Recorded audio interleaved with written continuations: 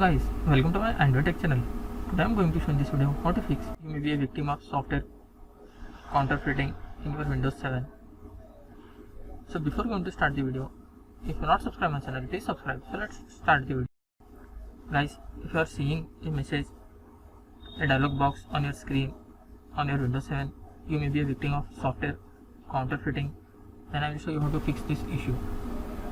First of all, you just need to open the CMD. Just click on start menu, then type here CMD.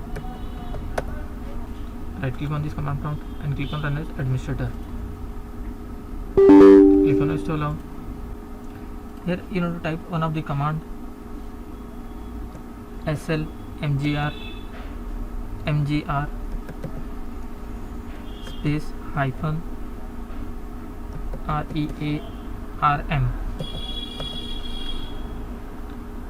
I will repeat it once again, slmgr space hyphen rearm, and hit enter and close this window, and your PC will ask for the restart, and you have to restart your PC and hope your issue will be resolved. That's it guys. In this way you can fix you may be a victim of software counterfeiting in your Windows 7. Thanks for watching. Hope if you like this video, please like, share and don't forget to subscribe.